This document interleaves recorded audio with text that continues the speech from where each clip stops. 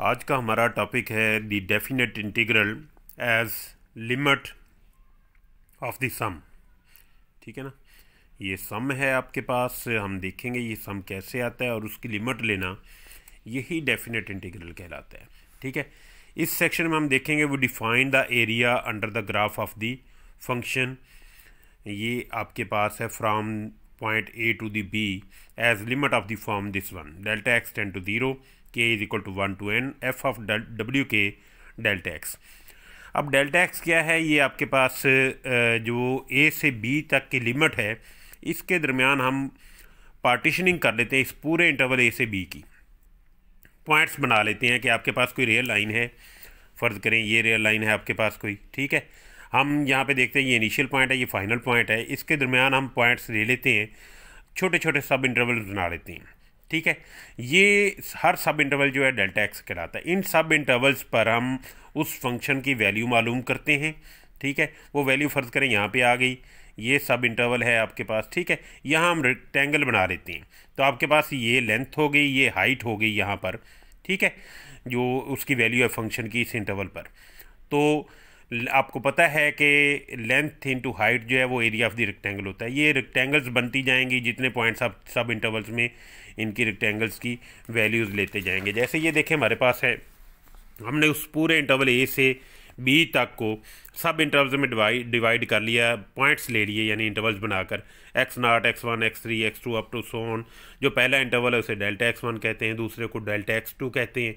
इसी तरह से ये xk-1 से xk तक का जो इंटरवल है इसे डेल्टा xk कहते हैं। और इसी तरह से ये आपके पास सब इंटरवल्स बन गए और हर वैल्यू जो है x0 is less than x1 is less than x2, यानी आप रियल लाइन में बढ़ रहे हैं ना आगे आगे, तो ये वैल्यूज़ भी बढ़ती जा रही हैं। लास्ट वैल्यू b है और इनिशियल वैल्यू a है। तो इंटरवल्स आपके पास आ गए x0 से x1, ये डेल्टा x1 है, x1 से x2 तक ये डेल्टा x2 है, इसी तरह से ये डेल्टा xn है। आपके पास n सब इंटरवल बना लिए, उसके हर इंटरवल में आप एक वैल्यू लेते हैं। ठीक है, वैल्यू लेने के बाद आपके पास ये एक रेक्टेंगल बनती जा रही है। ठीक है, इन तमाम रेक्टेंगल्स की हाइट इनटू विड्थ जो है आप करेंगे तो एरिया ऑफ द रेक्टेंगल आता जाता है। इन तमाम एरियाज़ को आप जब सम करते हैं as delta X approaches to 0, यानी इंटरवल जो है बहुत छोटा हो जाता है तो ये आपके पास एरिया अंडर द कर्व आ जाता है। यही आपके पास डेफिनेट इंटीग्रल होता है एज लिमिट ऑफ द सम, इसे कहते हैं। ठीक है, हम देखते हैं कि ये आता कैसे है।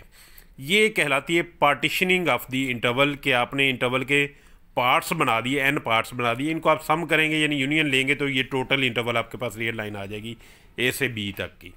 ठीक है, इनमें जो सबसे बड़ी वैल्यू होती है इस इंटरवल की लेंथ है ना, एक तो ये कि सारे सब इंटरवल जो है सेम है।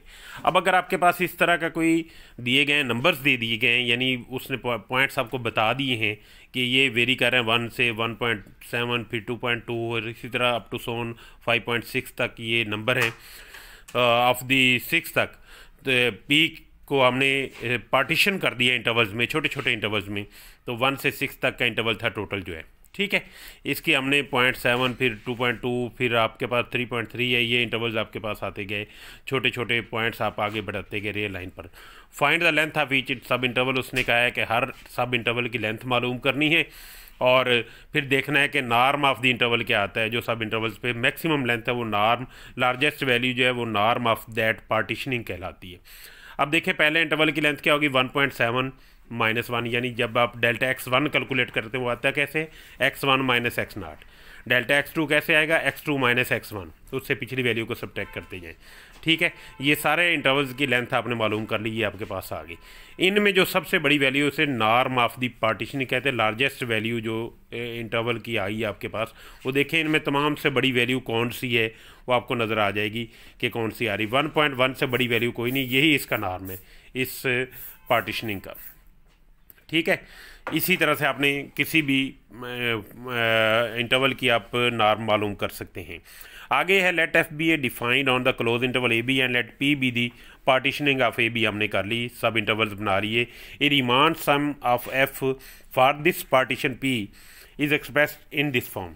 ये रिमांड सम को ऐसे हम डिनोट करते हैं आर पी से, के 1 to n तक ये सब इंटरवल जो बनाए हैं, इन तमाम की रेक्टेंगल्स का एरिया कैलकुलेट करें, उनको सम करें, ये रिमांड सम कहलाता है।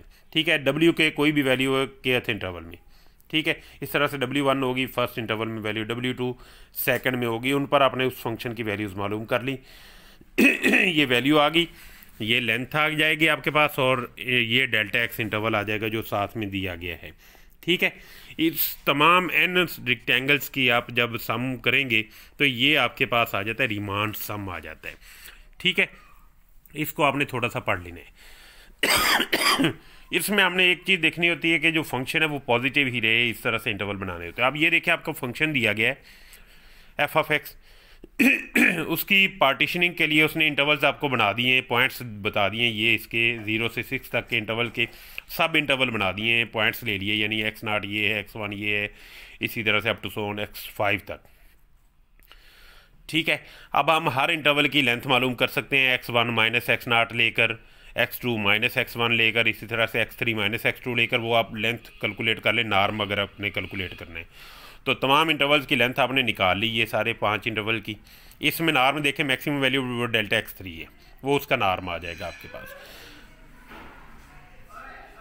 ये W1 है, W2, W3, W4, W5 ये वैल्यूज़ हैं, इन इंटरवल्स के दरमियान कोई वैल्यूज़ ली हुई हैं उसने। ठीक है, अब रिमांड सम कैलकुलेट करना है तो हम एफ ऑफ W1 मालूम करेंगे, यानी 1 पर एफ ऑफ 1 की वैल्यू कैलकुलेट करेंगे, 2 पर एफ ऑफ 2, इसी तरह से ये तमाम वैल्यूज़ कैलकुलेट करेंगे, उनको इन डेल्टा एक्स से मल्टीप्लाई करेंगे। ठीक है, और इस फार्मूले में ये रख देंगे k = 1 to 5 तक जो इंटरवल आपने बनाए थे, F of W1 delta x1, F of W2 delta x2, F of W5 delta x5 तक, और तमाम वैल्यूज़ रखेंगे, ये आपके पास उसका रिमांड सम आ जाएगा। इस तरह से आप इसके रिमांड सम जो है कैलकुलेट कर लेंगे। ठीक हो गया।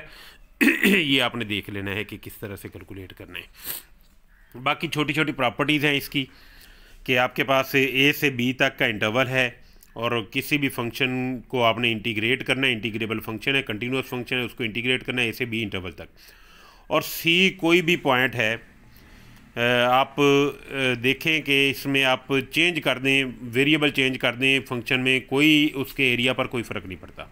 एफ ऑफ एक्स की जगह एफ ऑफ एक्स लिख दें, एफ ऑफ टी लिख दें, उस फंक्शन पर कोई फ़र्क नहीं पड़ता। या आप इस इंटरवल के दरमियान ए बी के दरमियान कोई पॉइंट सी ले लें, पहले आप कैलकुलेट कर लें ए से सी तक का एरिया, फिर सी से बी तक का एरिया, उन दोनों को सम करेंगे, वो ए से बी तक का एरिया आपके पास आ जाएगा, एरिया अंडर द कर्व। ठीक हो गया। अब अगर आपके पास सी कोई डी से बड़ा नंबर है और सी से D F of X D x को आप लिख सकते हैं, आप लिमिट को जब चेंज करेंगे, ये अपर और लोअर जो इसकी रेंज है इंटीग्रल की, अपर लिमिट और लोअर लिमिट को आप चेंज करेंगे तो बाहर नेगेटिव साइन आ जाएगा। ये आप चेंज कब करेंगे? जब आपने फंक्शन को नॉन नेगेटिव बनाना होगा। एरिया कैलकुलेट करने के लिए फंक्शन का नॉन नेगेटिव करना सबसे ज़रूरी होता है। जी if F of A has इसरी दिन चल दी भाई, if F of A exist then A से बी जो F of X D X जो है वो एरिया 0 हो जाता है। अगर आपके पास सेम लिमिट अपर भी और लोअर भी, तो एरिया जो है वो 0 आपके पास आ जाएगा। एक ही पॉइंट पर आप खड़े हैं, आपने उसका एरिया कैलकुलेट करना है, ज़ाहिर है वो 0 ही आपके पास आएगा। ठीक हो गया। इस तरह से करके आप कैलकुलेट कर लेंगे। वो कहता है कि एग्जांपल आपके पास देखें, use midpoint approximation with n is equal to this, ये वैल्यूज़ हैं और ये फंक्शन दिया गया है। मिड पॉइंट अप्रॉक्सीमेशन यूज़ करनी ये एरिया कैलकुलेट करने के लिए। तो सबसे पहले तो देखें कि डेल्टा एक्स क्या आता है। वो होता है upper limit minus lower limit divided by n, जो सब इंटरवल आपने बनाए हैं। ठीक है, ये आपके पास π/n आ गया।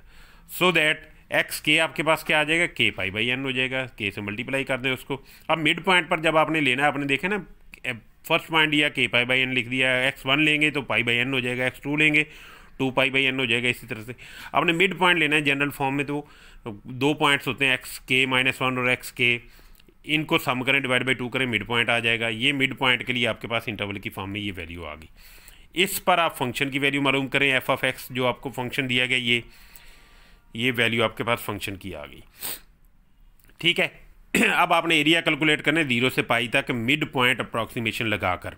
तो ये k = 1 to n हो गया, फंक्शन की वैल्यू मिड पॉइंट पर आपके पास आ गई। ठीक है, और साथ में आपके पास डेल्टा एक्स इंटरवल आ गया। फार्मूले में आपने ये वैल्यूज़ पुट की हैं, डी एक्स डेल्टा एक्स, यानी जो आपका इंटरवल है। ये कैलकुलेटर से जब आप कैलकुलेट करेंगे, ये आपके पास वैल्यूज़ आ जाएंगी सारी की सारी। ठीक है, इस तरह से करके आप इसे कैलकुलेट कर लेंगे। ये आपके पास सवाल है, ये देखें, वैल्यूएट दिस इंटीग्रल, इस इंटीग्रल को आपने वैल्यूएट करना है -4 से +4 तक। तो वैसे ये सर्कल का एरिया होता है, पाई आर स्क्वायर का फार्मूला लगा दें तो 1/2 पाई आर स्क्वायर ये आपके पास आ जाएगा। ठीक है, क्लियर हो गया। आप इसको कैलकुलेट भी कर सकते हैं, x equal to 4 sine theta put करके उससे भी कैलकुलेट कर सकते हैं। ये सारे का सारा एरिया ये आपके पास जवाब आ जाएगा इसका। ठीक हो गया। अब ये आपने एरिया कैलकुलेट करना, 4 से -4 आप देखेंगे सबसे पहले फंक्शन जो है नॉन नेगेटिव है या नहीं। 4 से -4 के दरम्यान कोई भी वैल्यू लें तो आप देखेंगे कि ये लोअर लिमिट ज़्यादा है और अपर लिमिट कम है, -4 है। तो आप सबसे पहले इसको चेंज करेंगे ताकि फंक्शन नॉन नेगेटिव बन जाए। ठीक है, तो माइनस बाहर ले लेंगे, इस लिमिट को चेंज कर देंगे, ऊपर वाली नीचे और नीचे वाली ऊपर कर देंगे। अब ये पाई आर स्क्वायर का इसमें फार्मूले में वैल्यूज पुट करेंगे, ये नेगेटिव बाहर है चीज़, ये -8 पाई आपके पास जवाब आ जाए। अब ये 4 से 4 लिमिट है, अपर और लोअर पॉइंट सेम है, तो इंटरवल जब भी आप लेंगे जो भी फंक्शन होगा उसका एरिया जो आपके पास 0 आ जाएगा। ठीक हो गया, ये आपने कैलकुलेट कर लेना है इस तरह से। सारी की सारी एक्सरसाइज, ये एक्सरसाइज है 4.4, इसके 5 से लेकर 18 तक आपने सवाल कर लेने हैं, 5 से लेकर 18 तक एक्सरसाइज 4.4 के। ओके जी, अल्लाह हाफिज़। ये कैलकुलस वालों के लिए अल्लाह हाफिज़।